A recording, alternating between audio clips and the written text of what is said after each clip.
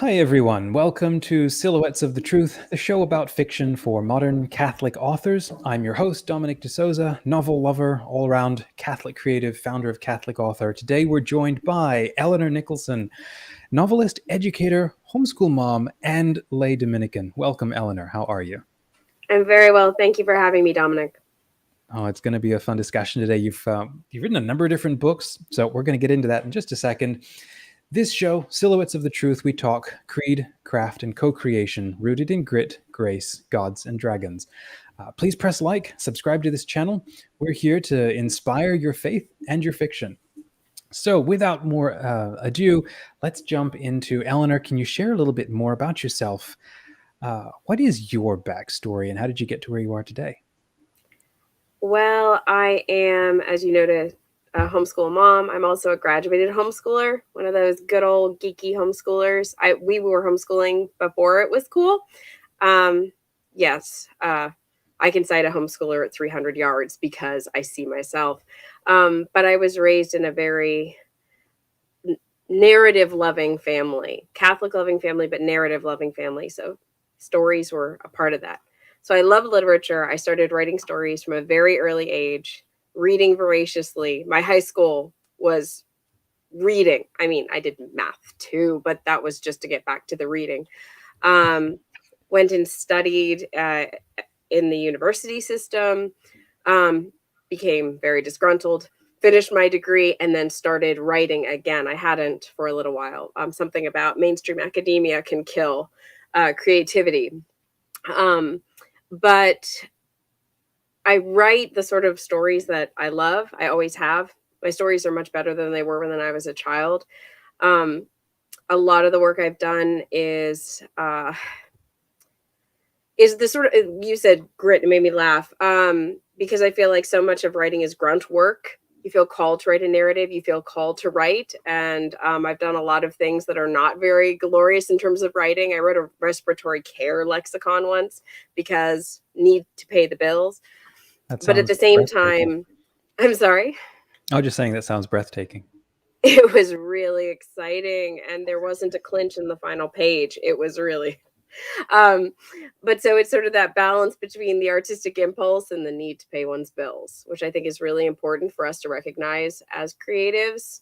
But that in the end, the reason we write is because we have this desire to express a story. It's the way that one of the ways that I think my spiritual life is also expressed, definitely my interiority. So I've worked for a bunch of Catholic periodicals, Catholic publications, and then I gradually found my way to getting novels published in a Gothic vein. So that's become one of my strongest genre tendencies is towards Gothic, very outrageous novels, very outrageous novels. I hope funny novels because I require humor. It's one of my awkward coping mechanisms. And my novel Bloody Habit came out with Ignatius Press in 2018. Sorry, I had to think which baby I had at the time. Okay. And my new novel, Brother Wolf, is out with Chrism Press. Came out last year. Again, I'm thinking in terms of babies, so that would be 2021. All my novels line up with babies. But no, it's been a riotously. I mean, that just gives ride. A whole new meaning to being with book. Well, I write better. I write better when I'm pregnant or postpartum because I'm not sleeping. So nightmares, okay. Right? Wow. Well, okay. I want to hear about Brother Wolf. What is the blurb for the story, and then what is its backstory, and then how did you come up with it, its origins, that sort of thing?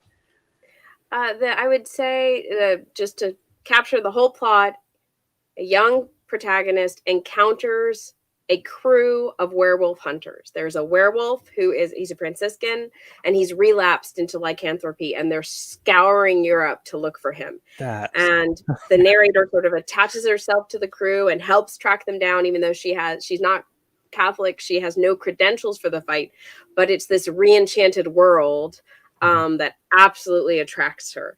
So it's pretty outrageous. Hopefully, though, with depth at the same time. I very much pride myself on the accuracy of my Thomistic appreciation for demonology. I mean, as close as I can get to demonology because I'm very easily scared. Right. And you said he's a Franciscan? He is. They are searching for Franciscan. So in my original Gothic novel, A Bloody Habit, I gave Dominicans the job of tracking down and dispatching vampires. Well, it sort of made sense that the Franciscans would take care of the werewolves. Yeah. the werewolves. Oh, this is a TV show I want to see. Well, it makes sense too. So that, I mean, your response to vampires is different from your response to werewolves. Vampires are the undead; they're damned. You want to stake them, but werewolves you want to rehabilitate. So that means they can relapse. And my husband actually listened to me go on and on one day about how vampire victims were like addicts, and I went on and on. Anyway, he listened very patiently, and about 2 days later, he came back and said, "You're mistaken. Werewolves are much more like addicts." And I said, "Oh, this feeds into all of my ideas." So I had to, write a second book. We'll get to more of the world building question in a moment. I'm just curious, do these novels live in the same universe? They do, and there are some characters who recur. My Dominican vampire slayers are back because they sort of have to be. I love the characters too much, and they intrude. So there they are. But it's not necessary to read both. Of course, I'd love it if readers read both. And I've really enjoyed the ones who've written to me and said, "Oh, I liked this even better," or, "It was great, but I really prefer the first one, and these are the reasons why." That's a lot of fun. That's relationship with readers, which is just delicious as a writer. That's awesome. What is your process for actually writing the book? I mean, I know you said you're pregnant, you didn't have a lot of sleep. So how did you do it? How did you get the book written? Well, Bloody Habit took me 7 years and Brother Wolf took me 3, which felt really fast. There are 5 children in this house, and we homeschool, and I teach for Homeschool Connections. And I mean, it's just, and there's laundry. So a lot of it is characters pop into my head. I'm thinking through different scenes, trying to figure out how they piece together, writing notes everywhere. And then periodically I have time to dedicate to sculpting scenes. And then I go back and I revise, and I throw a whole bunch out. I throw a lot out. A lot of what I write gets thrown out and revised and polished. And the story and the plot arc emerge over time. And looking back, I can go, "Oh, that's what that was about. Oh, I see." So I have a lot of epiphanic moments in my own writing process of, "Oh, that's why that character's in here." Or this is also how I identify problems. Mechanically, it's just plugged in when I can fit it in around life. But then looking back, I can say, "Wait, this isn't working. This isn't working. That's because I've drawn my characters into Paris in 1906 when the Dominicans were thrown out of France. So we have a problem. They wouldn't be here. That's why it's not working." So wow. Okay. It's a lot of bits and pieces everywhere. I'm bits and pieces all over the place usually. Cool. I want to talk about world building in just a moment here, but first I'm curious, do you have a favorite legend or a story that's very formative to you, or something you like to think about or you go back to a lot? In terms of the Gothic and specifically Brother Wolf, I would say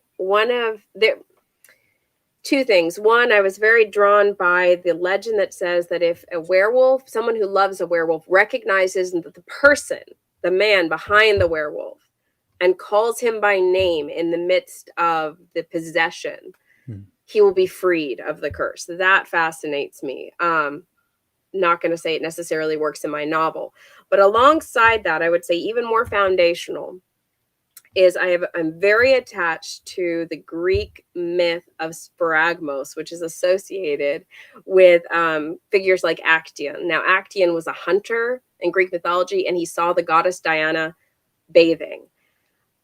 And she was so infuriated that she turned him into a stag, and he was pursued by his own hounds and torn to pieces. Now, okay, so that's pretty dark, right?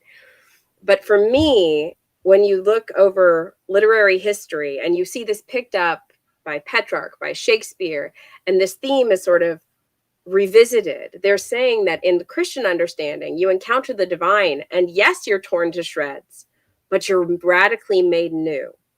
So for me, and this really describes the spiritual life for me, is that when you get closer to God, he explodes you. He tears you to pieces, but it's because you're being radically made new. And it's a beautiful and excruciating process. Wow. So Sparagmos, which is actually the license plate on my car, is, for me, it's all over Brother Wolf, but it's also all over the creative process, that if I don't embrace the radical remaking of me and of my story and of my characters, there's no growth. That doesn't mean I go rushing out and saying, oh, yay, God, ritually dismember my heart. But recognizing that growth, even as a writer, as a mother, I mean, the whole gamut, it's that openness to being radically remade is just critical, I think. Yeah, that's so fascinating. I mean, I grew up reading that myth, but I like how you referenced these great thinkers who flipped it around or gave it a fresh interpretation, because I could see the original one being, if you grasp at the divine, you can't get it that way, and then you're going to end up becoming less than yourself, and then you tear yourself apart the rest of your life because you tried to take what cannot be taken. It must be humbly requested, or it has to be given to you from the other side. But then to flip it around the way that you have, that's, well, I mean, I could see both, I guess. So that's fascinating. Okay, tell us about world building and your backstory. First, are you a plotter or a pantser? How do you approach crafting your novels? Like I said, it's all over the place. But I'm constantly researching and reading, so it's all, and in various veins. I teach Victorian literature primarily, and I write in that, generally in that area, or late Victorian, early Edwardian, that sort of thing. So it's almost as if research is spread all over the place. But I don't really sit down and write, here is my plot, here is my arc, here is how this is going to work, or this character is going to fit in. A lot of it is intuitive, and it comes from, I think, reading nonstop for a very long time. So I've developed a sense. I know I can't always figure out the answer. I often need to turn to, beta readers and friends, family, and say, something's not working here. But just the sort of sense of what the pacing should be like, when various things should happen. It's sort of, I analogize it with the Fred Astaire and Ginger Rogers movies. They actually had a set formula, how long you could go before there was a dance. Okay. How long, if you're writing a Gothic novel, how long can you go before there's blood on the page? Right. So just sort of that sense, and from teaching the Gothics, the great Gothics, and saying, all right, what's wrong here? How does this fit in? But that's the sort of thing that's happening in the back of my head while I'm, nursing a baby at 2 a.m. It's not necessarily that I have charts or tables, or I'd love to be that organized. But if I tend to write things down and not hide them, children come and add their notes, and then I really can't read what I've written. Yeah. Okay. I have to now ask a sort of a genre related question. Where do you pencil in, or where do you place the Gothic genre? And I would assume as it might relate to, say, I don't know, anti-heroes and horror. Are they in there together somewhere? There is a very close relationship. So the origins of the Gothic are the classic Gothic are primarily as a response to the High Enlightenment. So there was this idea that, and you see this with the High Romantics, they were turning and saying, yes, rational, observational, scientifically based understanding of the world, fine and dandy, but what about everything weird and wonderful and twisted beyond? And that came with anti-heroes. One of the greatest Gothic works is Frankenstein, and that was written by Mary Shelley, who was married to the adulterous intellectual prig of all time, Percy Shelley, who was an extremely conflicted and troubled man who had a God complex. I mean, he was a really, really troubled man, very troubled. Genius, but distasteful. As I tell my students, if Percy Shelley's in heaven, when I get there, God willing, I'm going to kick him in the shins, if that's permitted, just because he needs it. Invite him out the pearly gates. It's like, hey, settle up, and then now we can go. Yeah. St. Peter, like, now you can come back in. No, it's so there is the sense of the fallenness of man is all over the place, not only in the writers themselves, but in their characters. Because when you have a world, when you recognize that the world has monstrousness in it, and there's monstrousness and beyond, because there is other beyond, the natural world. It's basically supposed to be a funhouse mirror that looks inside and says, oh, but the monstrousness of me. That's what the Gothic's supposed to do. And hopefully moral growth is supposed to come at the end of that, or the damnation that monstrousness entails. So either way, Gothic requires a clear moral arc. Its great-great-great-grandchild, horror, doesn't necessarily require that arc.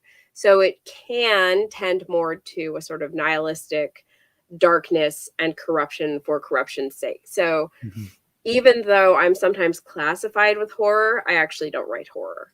I write Gothic. No, that makes sense. And it's a little bit of a tangent here, but in terms of the tracing of the development of that word, it started as meaning to the Gothic peoples, and then it refers to, I think it was sort of a slur on cathedrals and pre-rational, structural development or whatever. And then now it's taken on another meaning. What would be this latest meaning?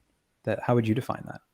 The latest meaning is almost as if you took the aesthetic trappings, which had been satirized, and you associated it with certain behaviors and certain fashion. So when you think goth, you're thinking dripping, black fingernails and lots of jewelry. Well, that's also drawing from the tradition to a certain extent, because you're right, there was an architectural distinction being made.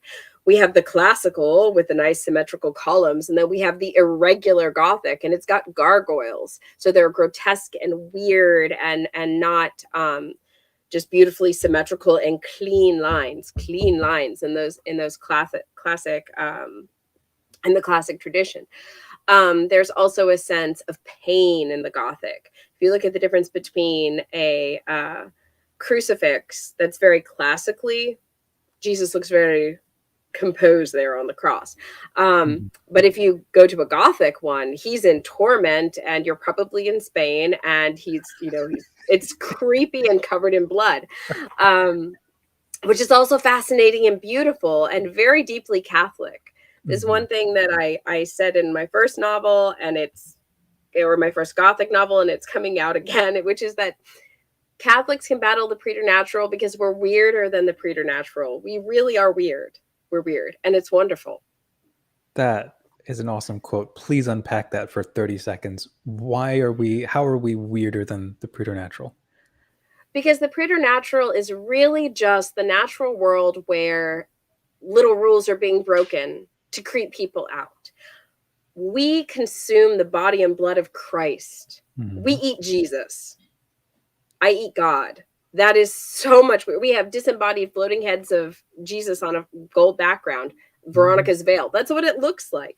So if it's that idea, to the Greeks, we're ridiculous. To the modern world, we're insane. But it's also because we can see through the limitations of the natural world with the hope that we have and our understanding of the supernatural, which is so far beyond the preternatural that this is actually why my Dominicans are such good vampire slayers. They confect the Eucharist on the altar every day. Goblins are not scary.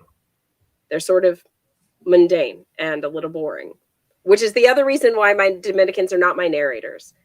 Narrators in Gothic novels cannot go, this isn't a big deal. Right. They have to be a little freaked out so that the reader can be. Okay, so let's ask that question then. How do you craft exciting, good characters where it seems to be so easy today to default to really exciting bad characters and Mary Sue protagonists? And how do you break that? How do you avoid that and make a compelling, good character? I think that you're hitting on something very important, which is that the problem of evil in literary terms is not remotely as huge as the problem of good. It's very hard to display good and not make it preachy, annoying, cloying, superficial. For me, I take refuge in humor.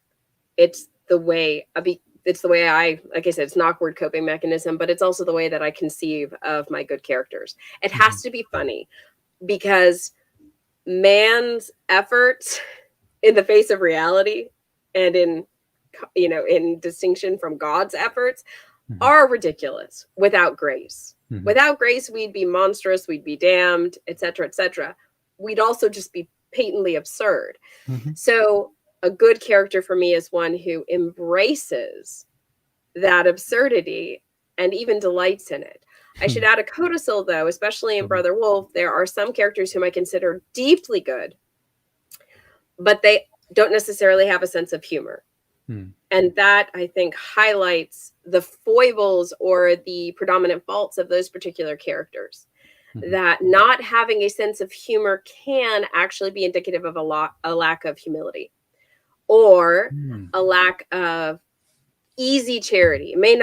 Charity may not come to them as easily as others. Maybe deep down they're shy. I don't know. But that can be a bit of a handicap. So from the perception, for example, of my protagonist, there are some characters who are tremendously good and even impressively good.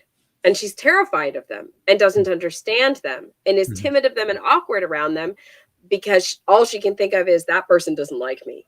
Right. And that's also very human, I think.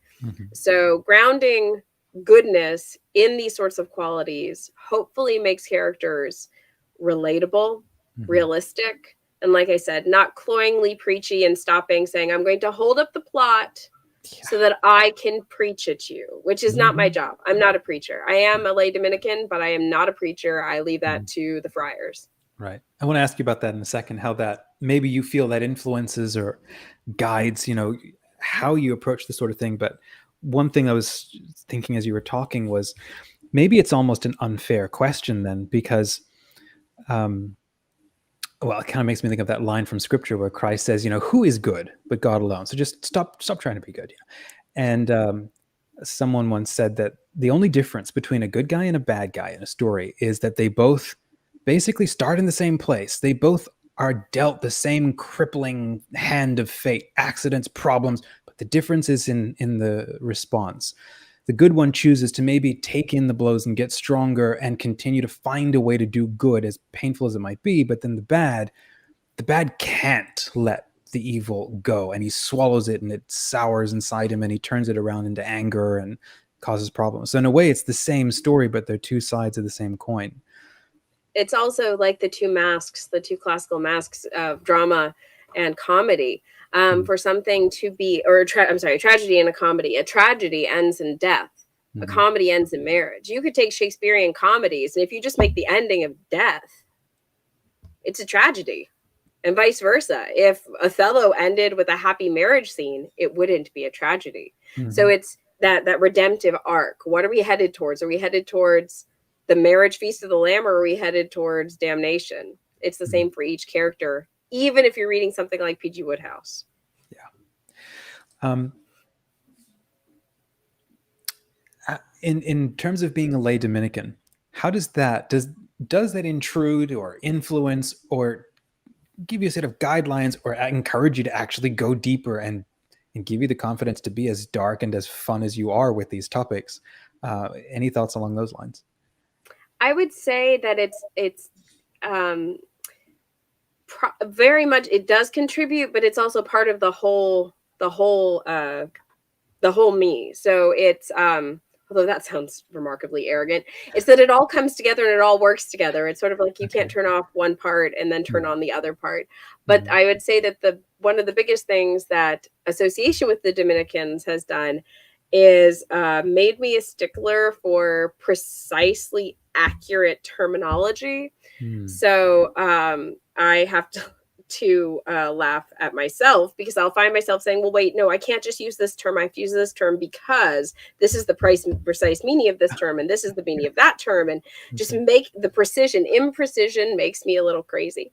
But all of it does come together and I hope lead towards spiritual growth even to the point of drawing me towards Aquinas, which I love St. Thomas Aquinas, especially because he can unite mysticism, which I often have feared is beyond me, but with intellectual precision and that scholarly pursuit. My husband will laugh because he's a philosopher. So the two of us will be very, very, let's just get it down in technical scholarly terms and emotions. Let's just move those to the side. They're sort of messy. But then having to say, all right, draw back the emotions into the spiritual life and learn to govern them and balance the intellectual pursuit with, we hope, steps towards contemplation. That is, of course, what Dominicans aspire to do, to contemplate and share the fruits of their contemplation. I hate to burden with the lay Dominicans with the idea that I'm contemplating the Gothic, but it all feeds and informs. And most recently, my chapter, we were reading St. Louis of Granada, and Louis of Granada and his Sinner's Guide. I thought, yep, straight moral anthropology, character building. It all is interwoven, very, very intimately interwoven. Wow. How would you summarize the charism of the Dominican order? To teach, to preach. I would say the charism of preaching, which expresses itself in the laity in myriad ways, is just a very active engagement and proclamation of the truth, which as a novelist, I think has to be central to world building, to character development. If I'm not saying something that is grounded in the truth, even if it's outrageous, the way that I'm spinning it, it won't be a compelling or an interesting or even an entertaining story. So truth is paramount for Dominicans and authors. Right. How are your stories primarily character driven or event driven, or it's like world driven? Does that question make sense? It does. It would be a hard thing for me to evaluate. I'm trying to think. An idea takes root. For example, my first Gothic novel, Bloody Habit, a scene came into my head after a nightmare, inspired by a Dominican. And I wrote the scene. And I could see who the characters were in it and the event that was happening. And then I had to figure out everything else. So it's probably a mixture of character and event driven. And the world comes with it, but that I find myself writing out scenes and then going back and saying, I don't know how these go together. Like the final climactic battle scene of Brother Wolf, I wrote that very early on. And I just had to figure out all the other pieces to figure out what these characters were doing, how they got to this point. And then I had little other scenes that popped in my head and that I wrote down at various other times. This is why I find pieces. Then I go, wait, this is essential. I just don't know yet why. That's awesome. How can people get in touch with you, Eleanor? I have a website, www.eleanorbourgnicholson.com. Wow, that's long. So my website, and there's a prompt there. People can get in touch with me there. I'm also on Facebook. But yeah, no, if they reach out to me by my website, I love to hear from people. So shoot me an email. We'll chat. Fantastic. I'll put that link in the show notes as well. Thank you, because it would be mortifying if I misspelled my own name. And if you had 1 minute to share a message of encouragement to Catholic authors, what would you say? I would say, if the desire to write is within you, respond to it and love it for its own sake. Love it as a vehicle that is getting you closer to God. I will say, having things published is, it's a trip, it's a delight, but it is not the most important thing. It's not the most important thing. Is that if you are called to tell a story, enjoy it, share it, and delight that God has given you that opportunity and that desire. I think that's perfect. What a great way to end. Thank you, Eleanor, for coming on with us today. You're welcome. Thank you for having me. And for those who are catching this, if you enjoyed this episode, please do press like and subscribe to this channel. Share it with your one friend that you think would like to see it. Catholic Author is a project by smart Catholics. You're invited to join the creative community for the modern Catholic author. We're helping Catholic authors grow, connect, and keep writing. Sign up today at CatholicAuthor.us. Till next time, keep writing.